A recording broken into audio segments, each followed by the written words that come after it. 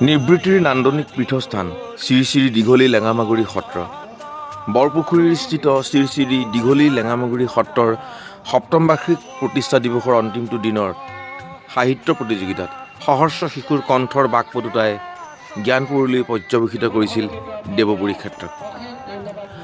মাংগলিক মুহূৰ্তৰ পবিত্ৰ পীঠধামৰ বৰগছৰ তলত জোৰণি লৈছিল সেই দেৱশক্তিয়ে।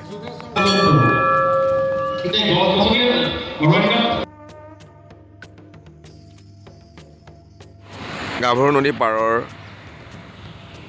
ব্ৰহ্মপুত্ৰ হোটেলৰ কাষেৰে লেঙামাগুৰি সত্ৰলৈ যাব পাৰি। ইতিহাস প্ৰসিদ্ধ ক্ষেত্ৰলৈ পৰ্যবেক্ষিত হ'ল শ্ৰী শ্ৰী দীঘলী লেঙামাগুৰি সত্ৰ। নাম প্ৰসংগ, ভক্তি বন্দনা, ভাগৱত ব্যাখ্যা, ভাওনা, পৰিৱেশ নিৰ্মুক্তকৰণ, ডেকাগিৰি উন্মোচন, সাহিত্য প্ৰতিযোগিতা আৰু আধ্যাত্মিক চিন্তা চৰ্চাৰে সম্পন্ন হয় সত্ৰৰ সপ্তম বাৰ্ষিক প্ৰতিষ্ঠা দিৱসটি।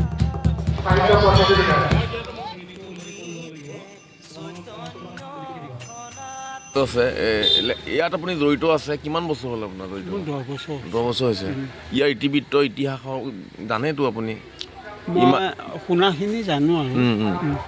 কালি প্ৰায় কিমান হাজাৰ আয়তী হৈছে। এই আধ্যাত্মিক শক্তিটো মানে দিনে দিনে প্ৰচাৰ হৈ গৈ আছে। হয়, আপোনাৰ নামটো কয় দিয়ক। ৰমাকান্ত নাথ। কিমান মানুহ হয়? আজিতো শেষ ন? আজি শেষ, আজি 4 দিন হ'ল নহয়। প্ৰতি বছৰৰ মাঘী পূৰ্ণিমাত হয় নে? প্ৰতি বছৰ মাঘী পূৰ্ণিমাতে হয় এতিয়া বৰ্তমান। নহ'লে প্ৰথমতে আৰম্ভণিত একোৱেই নাছিল সেই জেগাটোত। খালি ঢিপ এটা আছিল, শিল এটা আছিল। তাৰপিছত লাহে লাহে ৰাইজে মানে অলপ কৈ এয়া যাব নোৱাৰি, সাগৰ তৰাণী মই দেখিছোঁ। মানে জ্বলা পিটনি বুজিছা, তৰাৰ ওপৰত গলিব, তলত পানী 10 হাত পানী, তেনেকুৱা আছিল। এতিয়া এনেকুৱা কৰিলে। এতিয়া ভাল লগা এটা পৰিৱেশ, আধ্যাত্মিক পীঠস্থানলৈ সলনি হ'ল। এতিয়া শুনা, মই কালি যিটো পৰিৱেশ দেখিছোঁ, 1000 আয়তীৰ নাম। আচ্ছা, যিটো মই পৰিৱেশ দেখিলোঁ, যদি আমাৰ যে ধিংভকতীয়া বৰদোৱা মেলা, বৰদোৱা মেলাৰ ওচৰা ওচৰি হৈছে বুলি ক'ব পাৰি আয়তী দেই। আৰু যদি এই জেগাটোত ৰাস এখন পাতে এবছৰ, তেতিয়াহ'লে মানুহ খেদিও তুমি নিব নোৱাৰিবা ইয়াৰ পৰা। বহুত আশা আছে ইয়াৰ মানে তাৰমানে জেগাটো চাই মানে চাৰিওফালে যে পিটনি আৰু নান্দনিক সৌন্দৰ্য আছে। নন্দন মানে ঐশ্বৰী নন্দন। কৃষ্ণ গৈ আছোঁ দিয়ক আপোনালোকৰ তাত। তেওঁলোকে এজোপা বৰগছ স্থাপন কৰিলে, এতিয়া জোৰণি বিচাৰিছে সেই সহস্ৰ দেৱশক্তিয়ে। শ্ৰী শ্ৰী দীঘলী লেঙামাগুৰি সত্ৰই জনাইছে আদৰণীয় জাতি ধৰ্ম বৰ্ণ নিৰ্বিশেষে এই সাৰ্বজনীন যুগজয়ী জাতীয় সংস্কাৰ। জয় জগতগুৰু, জয় জগতগুৰু শংকৰ জয়।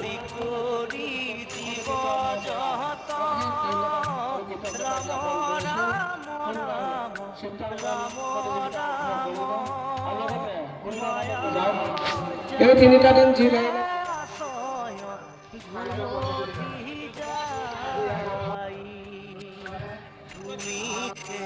চৈতন্য সনাতন ৰাম ৰাম ৰাম ৰাম তাত থাকিব লাগিব।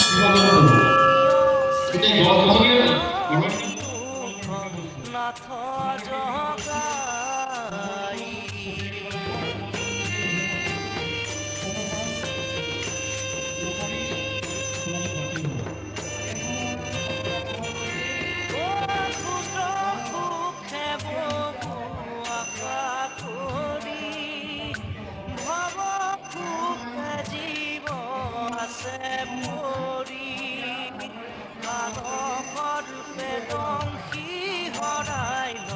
চেতনতাৰ মুখ্যৰূপতো যুবামৃত কৃপায়ে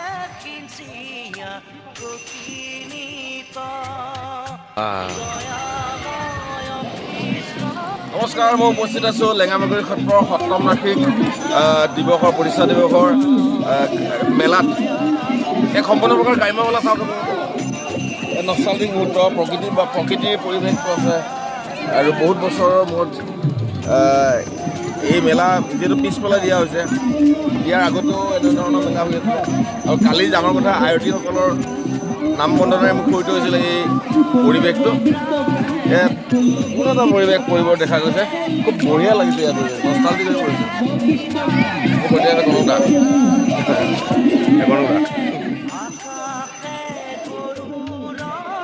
আমাৰ মাজত বীৰেশ্বৰ ককাই আছে। লেঙামাগুৰি সত্ৰৰ ইতিহাস, আয়তীসকলৰ নাম বন্দনাৰে হাজাৰগৰাকী আয়তী নাম বন্দনাৰে মুখৰিত পৰিৱেশ। আপোনাৰ অনুভৱ কেনেকুৱা হৈছে, কি জাগ্ৰত হৈছে আজি এই পৰিৱেশটো? পৰিৱেশটোত ইমান এটা জাগ্ৰত হৈছে, নতুনত্ব আহিছে, আকৌ যাতে ইয়াতকৈ আৰু উজ্জ্বলতা হয় সেইটোৱে আমি কামনা কৰি আছোঁ বাৰু। কিবা এটা পুলি ৰুওঁতে 2-3জন মানুহ থাকে, সেই পুলিটো আজি ডাঙৰ হ'ল, সেই মুহূৰ্তৰ পৰা আছে আপুনি, বহু বছৰৰ পৰা আছে, সেই স্থাপনৰ পৰা আছে, সেইসকল ব্যক্তি আজি আছেনে? নাই, আৰু কেইজনমানহে আছে আৰু এতিয়া বৰ্তমান, আৰু 6-7জনৰ ভিতৰত এতিয়া এই স্থাপনৰ লোক আছে। চাওক, কেইজন ঢুকাল। চাওক, গছ এজোপা লগাই দিলে তাৰ তলত এতিয়া বিশ্ৰাম লৈছে, জিৰণি লৈছে হাজাৰ ভক্ত অনুৰাগীয়ে। আমি কুশল মংগল কামনা কৰিছোঁ আৰু আপোনাৰ শ্ৰীবৃদ্ধি কামনা কৰিছোঁ। হয়, ইয়াৰ লগতে আমি এই সত্ৰৰ লগতে অনুষ্টুপীয়াকৈ আকৌ এখন শিৱ মন্দিৰ স্থাপন কৰা হৈছে।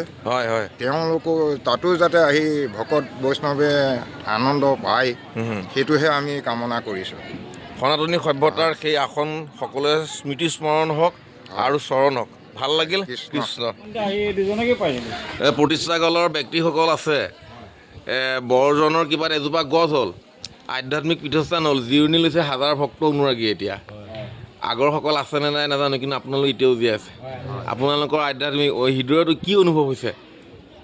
এই ককাইদেৱে ক'ব, মাজৰজনে আপুনি হয় কওক, হৃদয়ত কি অনুভৱ হৈছে? মোৰ হৃদয়ত অনুভৱ হোৱাৰ এইখিনিয়ে যে ইয়াত মহাপ্ৰভু আগতে আছিলে, সেইকাৰণেই এতিয়া এই নৰমনুষ্যৰ দ্বাৰা তেখেতৰ পূজা পাতল হ'বৰ কাৰণে ইয়াত এই সত্ৰখন সৃষ্টি কৰিছে। আৰু সৃষ্টি কৰাৰ পিছত এই কেইবছৰত যিখিনি আগবাঢ়িছে, মই আশা ৰাখিছোঁ আগন্তুক বছৰত এই জেগাখিনি, এই সত্ৰখনি এখন সুন্দৰ পৰ্যটকস্থলীলৈ ৰূপান্তৰ হ'ব বুলি আশা কৰিছোঁ।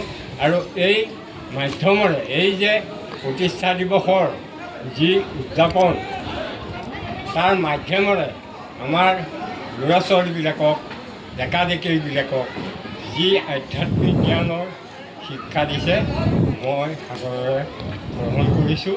আৰু ভৱিষ্যত মংগল হওক। ময়ো ইয়াৰে এজন ভক্ত হিচাপে বাবাৰ ওচৰত প্ৰাৰ্থনা জনাইছোঁ। কৃষ্ণ। বাবাৰ এই মংগল প্ৰাৰ্থনা যাতে প্ৰতিজন পুৰুষ যুগে যুগে প্ৰতিটো প্ৰজন্মৰ হৃদয়লৈ প্ৰবাহিত হৈ গৈ থাকক। আপোনালোকৰ যিজোপা বৰগছ, ভৱিষ্যতলৈ সেই বৰগছৰ তলত সকলো আধ্যাত্মিক লোকশক্তিয়ে জিৰণি লওক। কৃষ্ণ।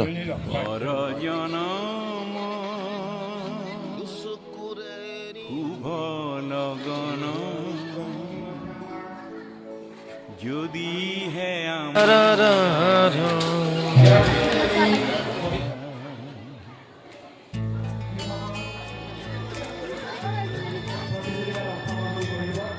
কবিতা শোনাৰ কবি শিক্ষক ভাষণ দিবলৈকে আমলখি গছ কবি ডক্টৰ ভৱেন্দ্ৰনাথ শইকীয়া। ভাল পালোঁ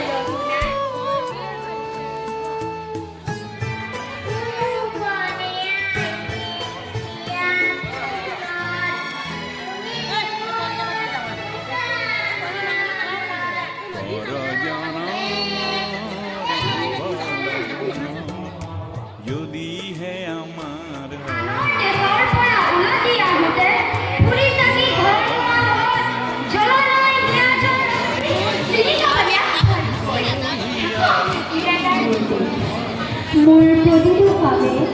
প্ৰতিটো চিন্তাই এই দেশৰ বুকুত ৰচে শইচ ফুলুৱালী ভৱিষ্যতৰ সপোন। মোৰ জীৱনৰ আহে আহে মোৰ যৌৱনৰ কোহে কোহে সেই সপোনৰ সলনি দেশে